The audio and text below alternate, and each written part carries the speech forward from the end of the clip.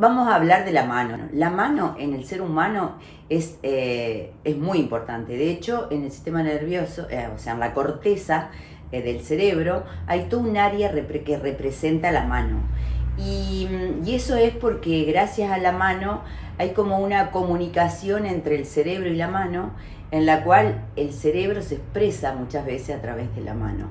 Y ayudó a la evolución del hombre. Entonces, de hecho, manos viene de manipulación y es justamente el hombre es el que manipula, el que hace, realiza o evoluciona o crea con las manos.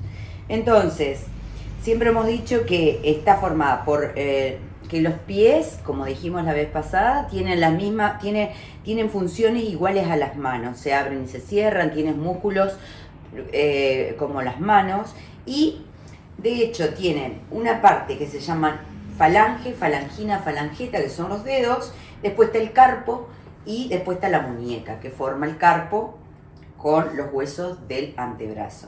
Ahora, ¿qué pasa? Vamos a hablar de patologías más frecuentes de la mano. Hoy voy a hablar del síndrome del túnel carpiano.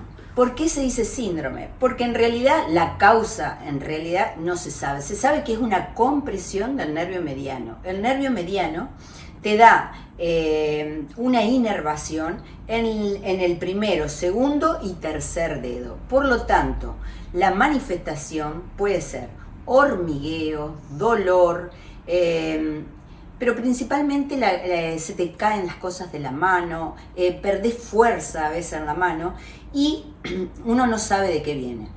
¿Qué pasa? Dijimos que era la compresión del nervio mediano, pero el nervio mediano pasa entre medio de estos dos huesos, que son radio y cúbito, hay como un túnel que pasa un ligamento y que lo cubre, y eso a veces por alguna caída o algo que pasó en el carpo, que son estos huesitos de la mano, se desorganizaron estos huesitos por algo, por un accidente o una caída o lo que sea, o por la actividad física, por exceso de uso, mal uso, y que hace, se engrosan los ligamentos, y eso puede ser una de las causas que comprima al nervio en su cruce, cuando va a darle la inervación a estos tres dedos.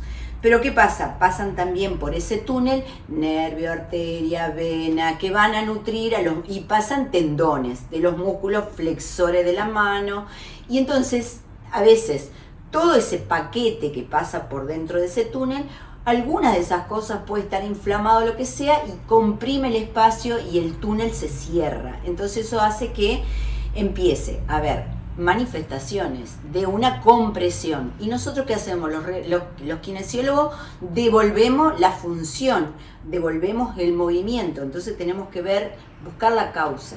¿Es acá donde está la compresión? O puede estar acá, por donde pasa, por el codo, o también puede ser desde las cervicales.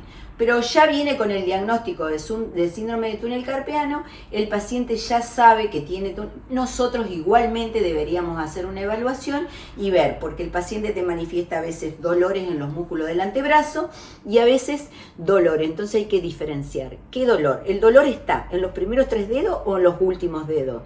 Si el dolor es diurno o nocturno, eso a nosotros nos da mucha pauta, porque el dolor del síndrome túnel carpiano por lo general da a la noche y te puede dar hormigueo y te puede dar pérdida de fuerza, pero no enseguida, recién cuando han pasado 3, 6 meses. Y antes se creía que eran en las personas, generalmente se daba más en mujeres, que lavaban, torcían la ropa con la mano, pero hoy en día eso ya, con la tecnología, están los lavarropas, todo eso. Entonces, ¿qué pasa?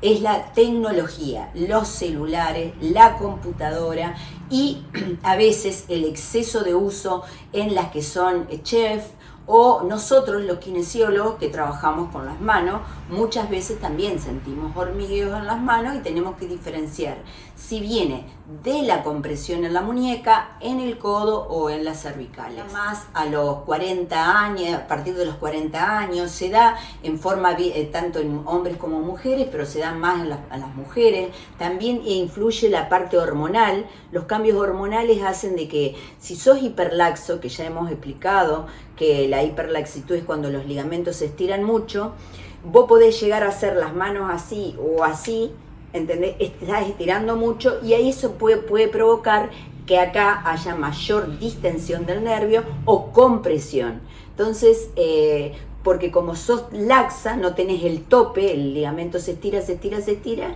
y ahí podés comprimir. Entonces sí se da más en mujeres por lo general.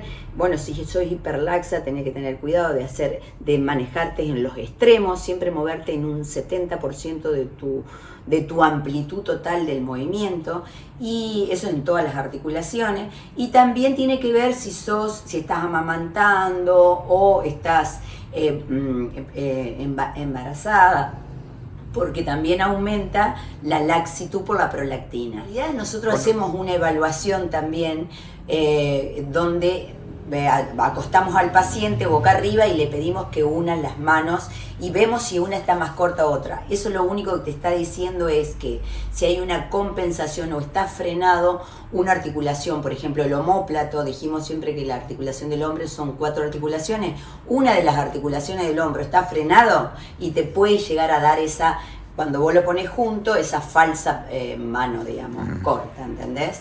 Pero por lo general no es lo mismo que la falsa pierna corta, porque las manos el hombro es una articulación colgante, y por lo general el hombro lo va acomodando con el omóplato y con el resto del cuerpo. Por lo general el túnel carpiano, una vez que está evaluado, nosotros siempre hablamos, la vez pasada hablamos también de fisioterapia, usamos fisioterapia, podemos usar láser, podemos usar magneto, hacemos todas manipulaciones para descomprimir, y la aparatología la usamos para sacar la parte de efecto analgésico. Por el efecto analgésico y antiinflamatorio usamos los agentes físicos, y después hacemos estiramiento y vamos haciendo lo que se llama neurodinamia para ver si el nervio está atrapado en algún extremo, ya sea en la parte del hombro o en la parte del codo, o sigue apretado acá. Si no hay adherencias del nervio, muchas veces, y no es tan crónico, muchas veces se puede resolver. Si no,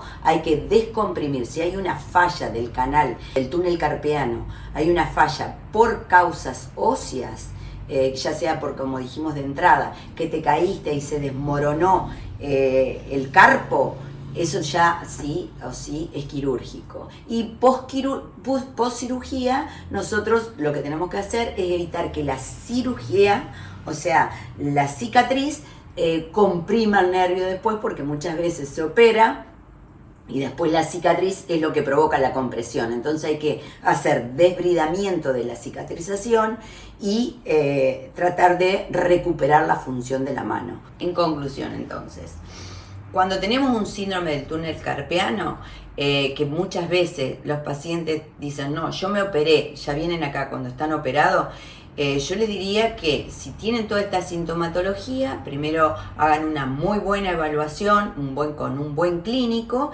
y agotar todas las técnicas o todos los tratamientos menos invasivos.